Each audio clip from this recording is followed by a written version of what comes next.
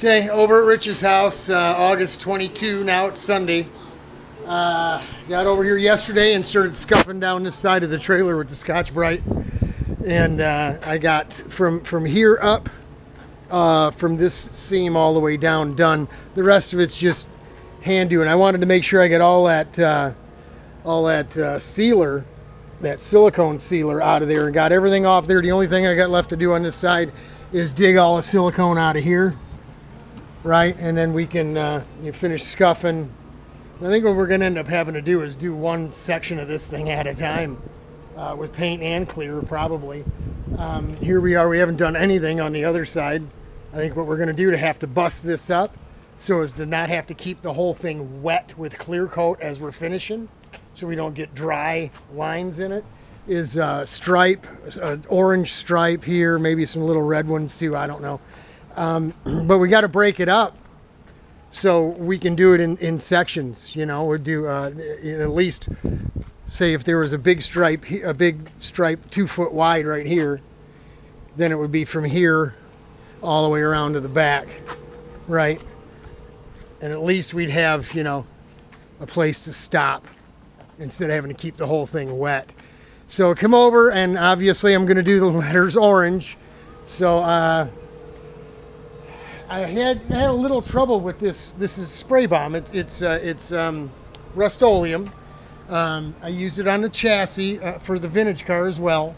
And you saw the, I don't know if I showed you, it chipped off kind of really easy. I was actually surprised that it chipped right down to the metal. So I didn't want to use that primer again.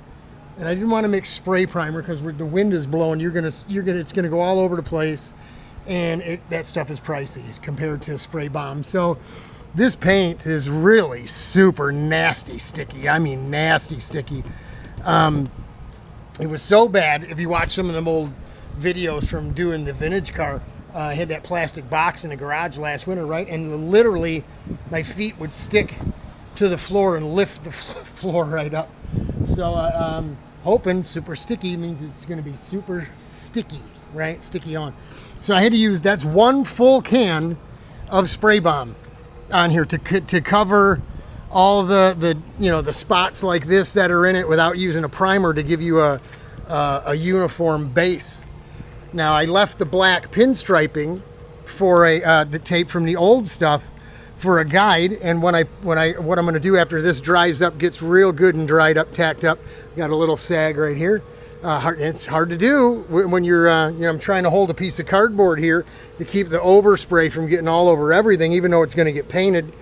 We don't want to have to clean it off first, right? So doing this with one hand and trying to play the wind is blowing in this direction, trying to get it all covered, you know, so you can't really see anything. This doesn't matter because I'm going to put the pearls, the orange pearl on it, just like we did with the chassis in the clear coat. I was actually thinking, because it's in such bad shape and you can see the ripples and dents in it and all that, maybe I would put the bass boat flake in it like I did on the nose cone of the cart and my old helmet, right? Sherry thinks if I do the flake on this that I shouldn't do the flake on the blue flake on the blue paint. Me, I want to put the flakes on everything, right? So I got a decision to make here shortly.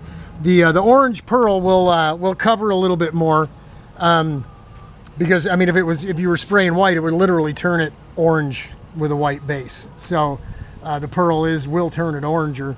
I don't know, man. The pearl is a good look, but man, I would have preferred to have orange flake like the red flake I have for the red paint and the blue flake I have for the blue paint. This flake just jumps off the surface, you know, it sparkles when it hits in different angles and whatever. So that's what we got going. We'll get the clear and whatever effect we're going to put on it on today, and then all of this peeled off. And we'll let it set up. Tomorrow I'll come over and probably finish scuffing the rest of this side and get it ready to go for blue and clear. Got to tape, all the aluminum's got to get taped off, man.